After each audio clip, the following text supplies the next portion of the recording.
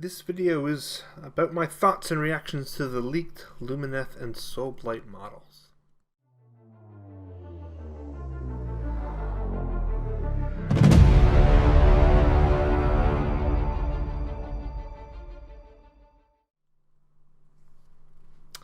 Okay, so yesterday afternoon, images of these models were leaked by the dreaded potato camera.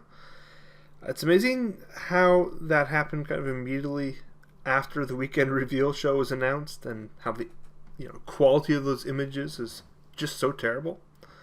Also strange that the only among the many models to be revealed this weekend, only models for Age of Sigmar were leaked, at least that I'm aware of.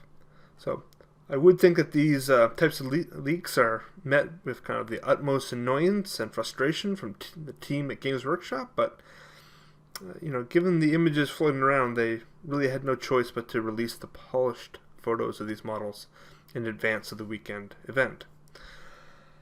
So since the New Year's Day teaser video, many hobbyists were ready to take the leap and kind of accept Lumineth on llamas or camels, but GW changed the game and gave us Lumineth on some sort of kangaroo instead. So when it comes to these types of releases, I'm really kind of a blank canvas. I don't have a lot of preconceptions or expectations, and so I'm always a little bit delighted by what I'm given. And these strangely familiar beasts are called tree runners. They seem to be on the ground, so I'm not really sure exactly what the connotation there is. But the unit is called the Huracan Wind Chargers, and we can only assume that this is a very fast ranged skirmish unit, and I think these are very interesting. Like the regular Lumineth archers, I think they look great, and I'll be interested to see what rules these might have. In some ways, I'm a little puzzled here because the regular archers can hit basically most targets on the board, irregardless of line of sight. So I'm not really sure what role this unit will play in the game, but I'm keeping an open mind. So I know Lumineth are not known for their speed, so perhaps the unit will kind of open up some interesting possibilities here. Bottom line, it's great to see some additional reinforcements for the Lumineth so early in 2021. Now, some people are comparing these mounts to the upcoming Slaanesh Seekers, and there are some similarities in the sculpts. It'd be interesting to know if that was kind of an intentional counterbalance on the part of the sculptors, and obviously elves and Slaanesh have had a long history together, so if that's a very deliberate choice, that'd be something interesting to know. Alright, and then we have the Nari Lord Regent. The name of the mount at this point hasn't been named, but this is kind of another of the New Year's Day preview teases, and honestly, this model is simply absolutely stunning. Really, really great. Beautiful. A really great design of a lot of movement. It's really nice to have kind of a mounted melee character. The mount is quite exotic. It channels kind of a bovine or kind of antelope aesthetic, but it really seems very fluid and graceful, and quite a flawless model in my opinion, and I think a lot of people are going to like this one. Then we have the new Vampire Lord. Now, either the base here is huge, or this is quite a small model in comparison. I do like the wing design on the shield, and there are skeletons in Death Rattle that have a similar design. The red dragon on the shield is actually really great to see.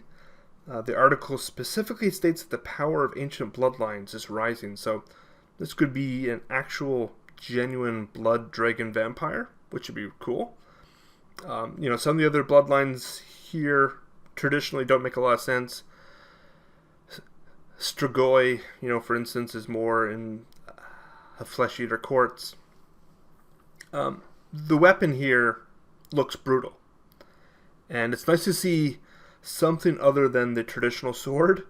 Honestly, there are like a dozen or more old vampire sculpts, and I think every single one of them has a sword. So this is kind of new and different, and yeah, a really kind of interesting choice. The paint job, I think, could have been pushed a little more. Now, that's not a critique necessarily too harshly. It's probably painted better than I could do, but it really does seem a little flat and generic. Like the armor doesn't quite pop the way I think it should. And I'm not sure about the respective sculptors here, but like when I look at that hair, I think the lightning on the Skaven Endless spells, the Warp Lightning Vortex, and the Necron Haton models, and it just feels like the sculptor thought, I'll use the exact same technique on hair. And I'm not really sure if that works that well. I like the concept of bats in the hair. However, it really seems like one of those basic ideas that if you're having a discussion to plan out the model, a really cool idea and concept, but in reality, they kind of push the model a little bit off balance, and they draw the eye away from what should be the core features of the model, like the shield, the armor, the face, right? And you're constantly looking off to the side.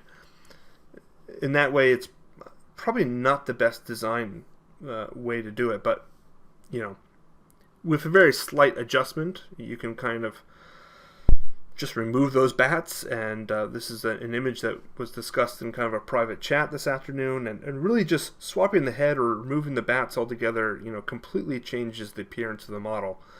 I wouldn't take my criticism here too seriously. If you really love those bats, by all means keep them in.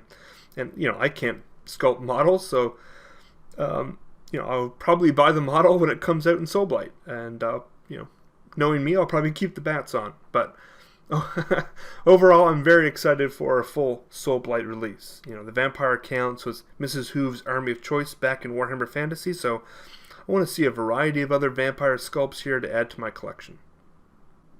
Now, hopefully these leaks don't take take the wind out of Saturday's reveal show. That, hopefully there's enough meat on the bone, so to speak, that they can afford to lose these three and still have something really cool to show us.